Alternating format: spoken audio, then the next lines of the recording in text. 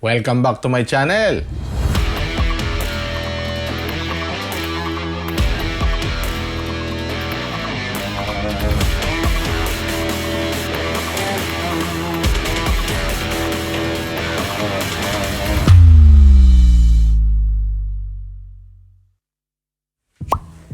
Today, we will be reviewing another BL slingshot frame. Not one, but two. The story behind this is, I talked to Sir Bert Lingat. Asked him, can you make a standard OTT for me and one pickle fork? Para naman maka-experience tayo kung paano gamitin ang pickle fork. Basically, ang sinabi ko lang sa kanya is very minimal lang information. Una, of course, there should be a dash of green para dun sa frame. And then, yung standard would be OTT. And of course, yung pickle fork should be the same color or terno sila with the standard.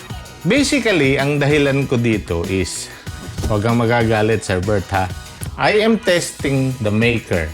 No? If he remembers kung ano yung mga requirement ng kanyang suki na customer. So, very minimal information. I asked Sir Bert, i-surprise mo ako kung anong gagawin mo. Alright! So, here it is. Jaren! Wow! BL Pamela Wow! and BL Kuti. Nice. So, kuti siguro dahil parang kuting maliit. Anyway, the specs for the BL Pamela, no? Basically, the material is the same. The core is orange PVC, no? And the outer layer is resin na kulay green ang design. Of course, meron siyang terno na fork tip na ang ginamit niya is again yung Boyd's na hardwood para matibay. And of course, yung aluminum pins. The dimension. The height is around 120 mm. Ang kanyang total width is 100 mm. May special ano ko kasi yun lagi sa kanya. So natandaan niya. And fork tip is 25 mm. No? Ang band setup niya is basically OTT and wrap and tack. For the BL Kuti or the pickle fork, same material siya.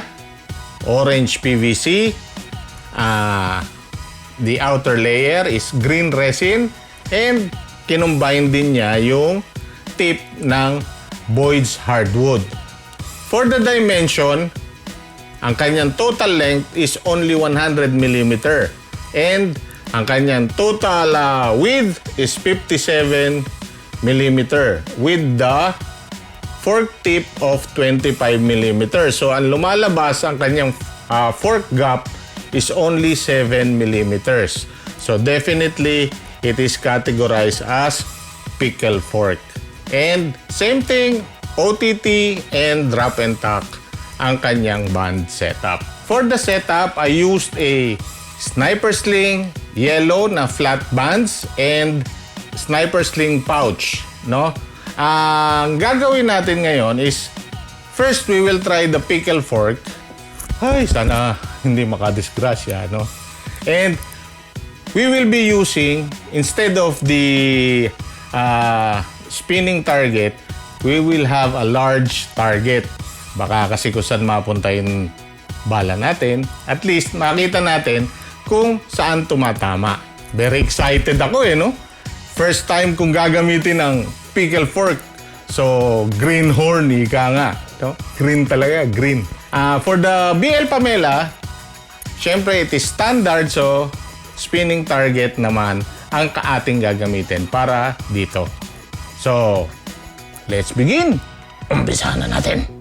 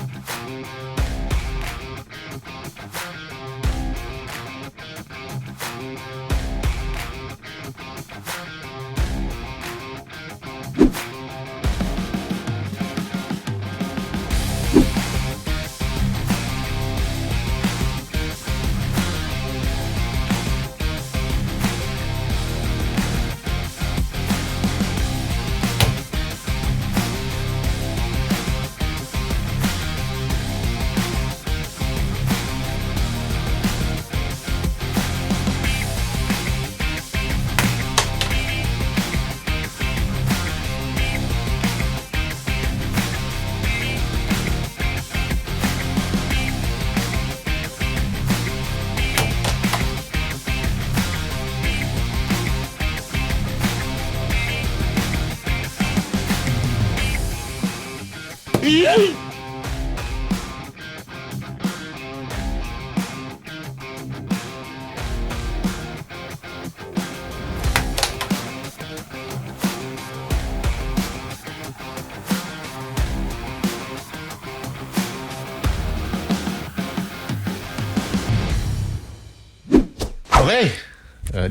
Talagang parang pinawisan ako noon na sa sobrang nervyos, no? Anyway, pickle fork, thank you very much. Hindi na disgrasya. As you can see on the target, I am hitting around, I'm shooting right, medyo low. Pero I managed to hit the alpha twice. Chamba! Anyway, experience-wise, very thrilling. Talagang adrenaline rush. Kita nyo, nabulol pa ako dahil sa adrenaline ko. Anyway, every time, itatry kong bitawan, no? Todo yung dasal ko. Huwag sanang madisgrasya o huwag sanang makadisgrasya. So, anyway, dininig naman yon at we are safe, no? Yung feeling ko is I'm really pumped para sa akin yun kasi first time, no? Tapos, what is good, no, in using the pickle fork? Napapansin ko, todo yung focus ko. Focus dun sa fundamentals, no? At saka dun sa mga itinuro sa akin sa group. I asked the Philippine Slingshot Federation page, ano yung mga basic na kailangan kong malaman or magawa para makapag-shoot ako ng pickle fork. And talagang very overwhelming, no? Talagang yung mga members and admins natin, talagang very helpful sila. Pouring yung talagang ganito gawin mo, ganyan ang gawin mo, iiwasan mo to, ganito dapat. Napakaraming nag-guide sa akin. And thank you very much po.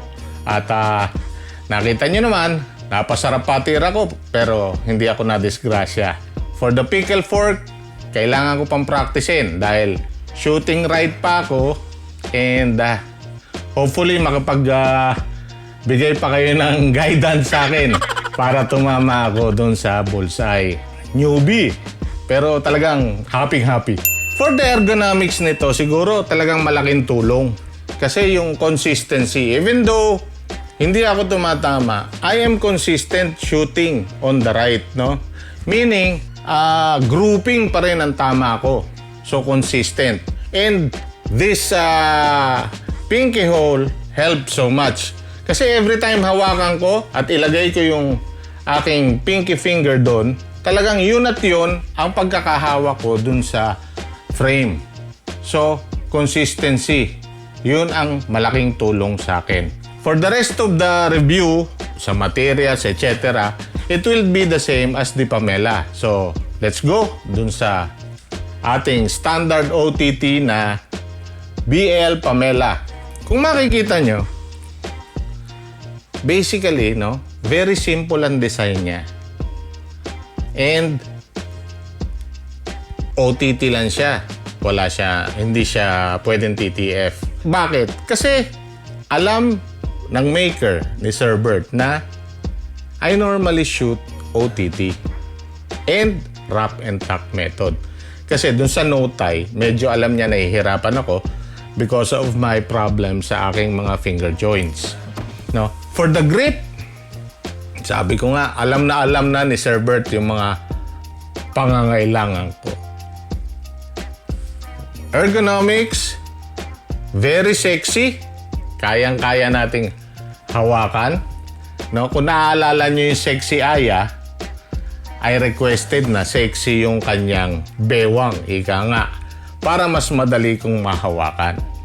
At the same time, there is also a pinky hole na tumutulong sa akin to be consistent sa aking paghawak or sa aking grip. For the materials used, sabi ko kasi medyo budgeted ako ngayon, pero still, even though PVC and resin, alam naman natin, I don't know kung tama ako, no? Basically, these are plastic materials. Pero, this is not ordinary plastic. Of course, hindi yun yung mga average na plastic na nakikita natin. Both PVC and resin material is good in absorbing impact. So, yung absorbing impact, definitely very good yun sa slingshot, no? And this material, no, hindi mo na kailangan ng maintenance. Konting naspo-naspo lang yan. Okay na ulit. So, not to mention yung request ko, budget. So, these materials are at least a bit cheap, no? Pero, quality pa rin naman. Another bang for the buck. Nice. Dun sa tip, he used Boyd's hardwood. So talagang not only yung durability ng plastic, dinagdagan pa rin niya para sigurado tayo sa tip ng frame. So it is additional strength and durability, no, kung saan kinakailangan. For stability and accuracy, because maganda ang pagkakagrip ko, always consistent sa pagkakalagay ng kamay, then definitely I consider it na stable and madali siyang kontrolin. So, the palm swell, eto po yun, helps me a lot para hindi mag-slip. Even though pawisin ang kamay ko, kahit na basa na ng pawis yan, because of the pinky hole and the palm swell design, hindi mag-i-slip ang aking kamay. By the way, nakalimutan ko, last time when I reviewed the BL Gyra, there is also a pinky hole doon. So siguro for me, the pinky hole will be a standard na pagka umorder ako ng custom frames. Yung pagkaka-construct ng frame, no, very simple yung design niya, pero it is constructed very well. It minimizes the movement kasi pagka nag-aiming ako. Kasi medyo pasmado.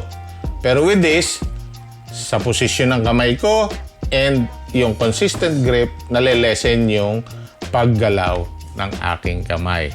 So, very good talaga. Yung fit and finish niya is outstanding, definitely. Grip is very comfortable, very easy, and it's a joy to use it talaga. It has a solid grip and dun sa material, it would withstand the elements, no? Rain, yung sweat mo, or humidity, etc. Definitely, kayang-kaya ng material yan. So, having consistency and ease of use, definitely, papunta na ako dun sa accuracy. Alright! Hopefully. Ito yung isa sa mga hindrances ng mga makers natin, no? Yung limited access nila to quality materials.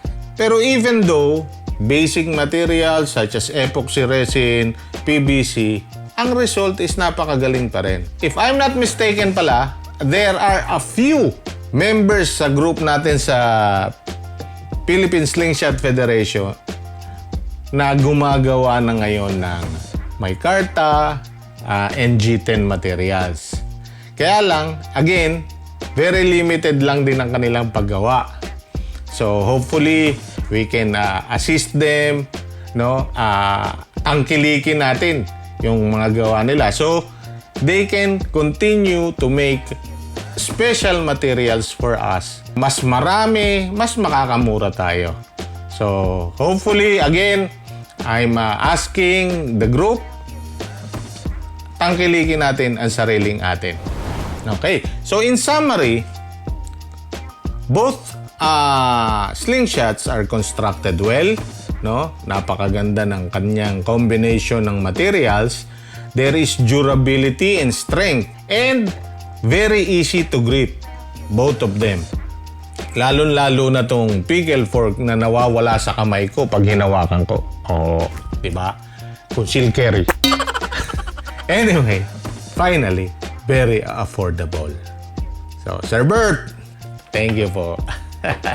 Before we end, siyempre, shoutout muna tayo.